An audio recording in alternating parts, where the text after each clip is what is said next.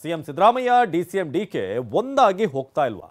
ಎಂಥದೊಂದು ಪ್ರಶ್ನೆ ಹುಟ್ಟುಹಾಕುವುದಕ್ಕೆ ಕಾರಣ ಖುದ್ದು ಎಐಸಿಸಿ ಮಲ್ಲಿಕಾರ್ಜುನ ಖರ್ಗೆ ಡಿಕೆ ಮುಂದೆಯೇ ಬಹಿರಂಗ ವೇದಿಕೆಯಲ್ಲೇ ಆಡಿದಂಥ ಅದೊಂದು ಮಾತು.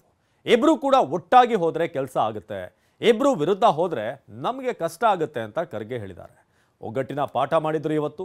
ಪಟ್ಟದ ಆಟದ ನಡುವೆ ಖರ್ಗೆ ಹೇಳಿದಂಥ ಒಗ್ಗಟ್ಟಿನ ಪಾಠ ಏನು? ಬನ್ನಿ ರಿಪೋರ್ಟ್ ನೋಡೋಣ.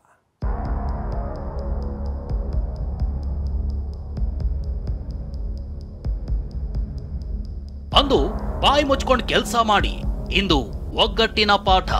ಎಲ್ಲರೂ ಬಾಯಿ ಮುಚ್ಚಿಕೊಂಡು ಸುಮ್ಮನೆ ಕೆಲಸ ಮಾಡಬೇಕು. ಹೀಗೆ ಒಂದಾಗಿ ನೀವು ಹೋಗಿ.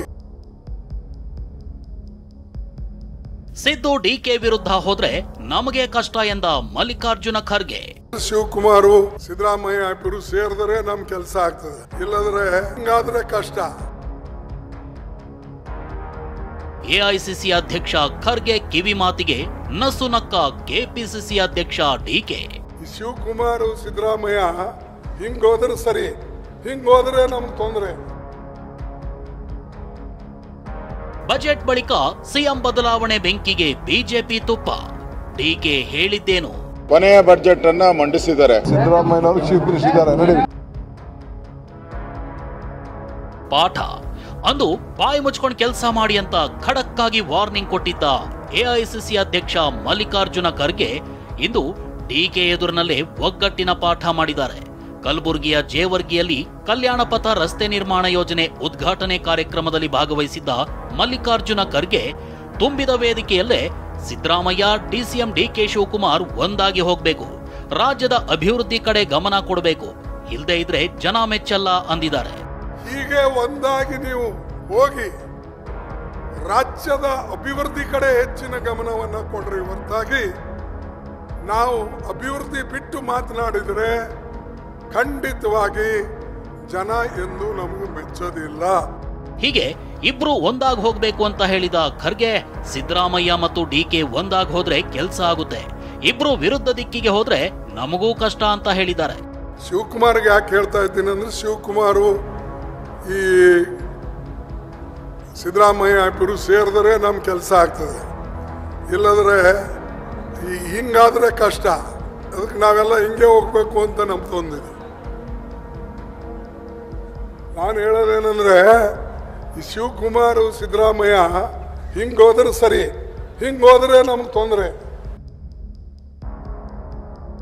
ಖರ್ಗೆ ಆಡಿದ ಈ ಮಾತು, ಮಾಡಿದ ಪಾಠ ದೊಡ್ಡ ಸಂಚಲನ ಎಬ್ಬಿಸಿದೆ, ಹೊಸ ಚರ್ಚೆ ಹುಟ್ಟು ಹಾಕಿದೆ.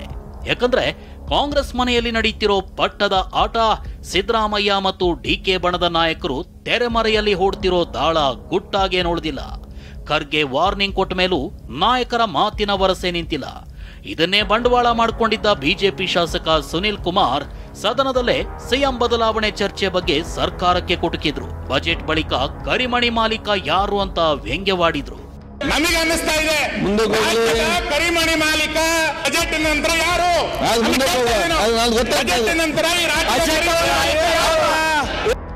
ಇದೀಗ ಬಜೆಟ್ ಬಳಿಕ ಮತ್ತೆ ಮುಂದಿನ ಸಿಎಂ ಬಗ್ಗೆ ಚರ್ಚೆ ನಡೀತಿದೆ. ಸಿಎಂ ಬದಲಾವಣೆ ಬೆಂಕಿಗೆ ಬಿಜೆಪಿ ತುಪ್ಪ ಸುರಿದಿದೆ.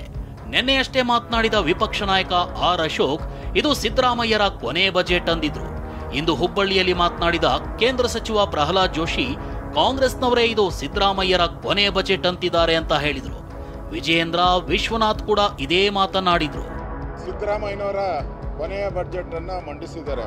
ಆ ಕೊನೆಯ ಬಜೆಟ್ ಅಲ್ಲಿ ಯಾವುದೇ ರೀತಿಯಾದಂತ ಹೊಸ ಘೋಷಣೆಗಳಿಲ್ಲ. ಸಿದ್ದರಾಮಯ್ಯನವರು ಹೇಳ್ಯಾರ, ಅವ್ರು ತೆಗೆದು ನೋಡಿ. ಮತ್ತು ಕಾಂಗ್ರೆಸ್ ಅವರು ಹೇಳ್ತಾ ಇದ್ದಾರೆ 28ರ ನಂತರ ಅವರ ಅನೇಕ MLAಗಳ ಸ್ಟೇಟ್ಮೆಂಟ್ ಅದು. 28ಕ್ಕಿಂತ ಮೊದಲನ ಡಿ.ಕೆ. ಶಿವಕುಮಾರ್ ಅವರು ಮುಖ್ಯಮಂತ್ರಿ ಆಗ್ತಾರೆ. ನಾವು ಹೇಳಿದ್ದಲ್ಲ, ನಮ್ದು ಅದ್ರ ಬಗ್ಗೆ ನಮ್ದು ಲೇನಾದೇನ ಇಲ್ಲ. 16ನೇಯ ಹಾಗೂ ಅವರ ಕೊನೆಯ ಬಜೆಟ್ ಅಂತಂದ್ರೆ ಕರ್ನಾಟಕ ರಾಜ್ಯ ಸರ್ಕಾರದ ಸಮಗ್ರ ಅಭಿವೃದ್ಧಿಗೆ ಮೊಳೆ ಹೊಡೆದೊಟ್ಟೋಗದ. ಹಾಗಾಗಿ 30 ತಿಂಗಳು ಆಗಿರೋ ವಿಚಾರ ಎಲ್ಲರಿಗೂ ಗೊತ್ತು. ಹಾಗಾದ್ರೆ ಡೆಪ್ಟಿ ಚೀಫ್ ಮಿನಿಸ್ಟರ್ ಏನು ಇಲ್ವೇ? 136 ಸೀಟ್ ಬರೋಕ್ಕೆ ಕಾಂಗ್ರೆಸ್ ಕಟ್ಟಿದವನು ಕಟ್ಟಿದ ಮನೆಯೊಳಗೆ ನೀವು ಬಂದಿರೋದಷ್ಟು ಸಿದ್ದರಾಮಯ್ಯ, ನಾವು ಕರ್ಕೊಂಬಂದಿದ್ದು ನಿಮ್ಮನ್ನ. ಬಿಜೆಪಿ ನಾಯಕರ ಈ ಮಾತಿಗೆ ಸಚಿವ ರಾಜಣ್ಣ ತಿರುಗೇಟ್ ಕೊಟ್ಟಿದ್ದಾರೆ. ಮುಂದಿನ ಬಜೆಟ್ ಅನ್ನು ಸಿದ್ದರಾಮಯ್ಯನೇ ಮಂಡಿಸ್ತಾರೆ ಅಂದಿದ್ದಾರೆ. ಇನ್ನು ಯತೀಂದ್ರ ಸಿದ್ದರಾಮಯ್ಯ ಅಂತೂ ಸಿದ್ದರಾಮಯ್ಯ 19 ಬಜೆಟ್ ಮಂಡಿಸ್ತಾರೆ ಅಂದಿದ್ದಾರೆ. ಆ ಮೂಲಕ ಇನ್ನು 3 ವರ್ಷ ಸಿದ್ದರಾಮಯ್ಯನವರೇ ಸಿಎಂ ಅಂತ ಪರೋಕ್ಷವಾಗಿ ಹೇಳಿದ್ದಾರೆ. ಮುಂಚಿನ ಬಜೆಟ್ ಅವರೇ ಮಾಡ್ತಾರೆ, ಅದು ಮುಂದಿನ ಬಜೆಟ್ ಅವರೇ ಮಾಡ್ತಾರೆ, ಅದರಲ್ಲಿ ಯಾವುದೇ ಅನುಮಾನ ಇಲ್ಲ. ಇದಕ್ಕೆ ಏನಾದರೂ ಕೂಡ ಅನುಮಾನ ಅದು ಮತ್ತೆ ಬದಲಾವಣೆಗಳು ಏನಾದರೂ ಇದ್ರೆ ಅಂತಿಮವಾಗಿ ಹೈಕಮಾಂಡ್ ಅಲ್ಲಿ ಏನು ನಿರ್ಣಯ ಆಗ್ತದೋ ಆ ನಿರ್ಣಯದಂತೆ ನಡೆಯುತ್ತಪ್ಪ. ನಾವೆಲ್ಲ ಕೂಡ ಅವರೇ ಇನ್ನೂ ಇರಬೇಕು ಅಂತಕ್ಕಂಥ ಆಶಯವನ್ನು ವ್ಯಕ್ತಪಡಿಸಿದ್ದೇವೆ. ಅಂತಿಮವಾಗಿ ಕಾಂಗ್ರೆಸ್ ಪಕ್ಷದ ಹೈಕಮಾಂಡ್ ನಿರ್ಣಯ ಮಾಡುತ್ತೆ. ಅವ್ರು ಇನ್ನೂ 5 ವರ್ಷ ಇರ್ತಾರೆ ಅನ್ನೋದು ನಮ್ಮೆಲ್ಲರ ನಂಬಿಕೆ. ಯಾಕೆಂತಂದರೆ ಹೈಕಮಾಂಡ್ ಅವ್ರು ಸಂಪೂರ್ಣವಾಗಿ ಬೆಂಬಲವಾಗಿ ನಿಂತಿದ್ದಾರೆ. ಶಾಸಕರು ಕೂಡ ನಾವು ಮುಖ್ಯಮಂತ್ರಿಗಳ ಪರವಾಗಿ ಇದ್ದೀವಿ ಅಂತ ಹೇಳ್ತಾರೆ. ಸೊ ಹಾಗಾಗಿ 19 ಬಜೆಟ್ಗಳು ಕೂಡ ಮಂಡಿಸ್ತಾರೆ ಅನ್ನೋ ಆಶಯ ಇದೆ. ಮುಂದಿನ ಬಜೆಟ್ ಸಿದ್ದರಾಮಯ್ಯನವ್ರಿಗೆ ಖಂಡಿತ. ಆದ್ರೆ ಮುಂದಿನ ಬಾರಿ ಸಿದ್ದರಾಮಯ್ಯ ಬಜೆಟ್ ಮಂಡಿಸ್ತಾರಾ ಇಲ್ವಾ ಅನ್ನೋ ಪ್ರಶ್ನೆಗೆ ಡಿಸಿಎಂ ಡಿಕೆ ಉತ್ತರ ಕೊಟ್ಟ ರೀತಿ ಮತ್ತು ಧಾಟಿನೇ ಬೇರೆ ಇತ್ತು. ಅದೇನು ಅಂತ ನೀವೇ ನೋಡಿ. ಮುಂದಿನ ಬಜೆಟ್ ಯಾರು ಮಂಡನೆ ಮಾಡ್ತಾರೆ? ಯಾರು ಮುಂದಿನ ವರ್ಷದ ಬಜೆಟ್ ಯಾರು ಮಂಡನೆ ಮಾಡ್ತಾರೆ? ಒಳ್ಳೆ ಕತೆ. ಸಿದ್ದರಾಮಯ್ಯನವರು ಚೀಫ್ ಮಿನಿಸ್ಟರ್ ಇದ್ದಾರೆ ನಡೀವಿ. ಒಳ್ಳೆ ಕತೆ. ಸಿದ್ದರಾಮಯ್ಯನವರು ಚೀಫ್ ಮಿನಿಸ್ಟರ್ ಇದ್ದಾರೆ ನಡೀವಿ.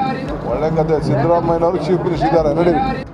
ಹೀಗೆ ಸಿಎಂ ಇದ್ದಾರೆ ನಡೀರಿ ಅಂತ ಹೊರಟ ಡಿಕೆ ಶಿವಕುಮಾರ್ ಮುಂದಿನ ಬಾರಿಯೂ ಸಿದ್ದರಾಮಯ್ಯರೇ ಬಜೆಟ್ ಮಂಡಿಸ್ತಾರಾ ಇಲ್ವಾ ಅನ್ನೋ ಗುಟ್ಟು ಬಿಟ್ಕೊಟ್ಟಿಲ್ಲ.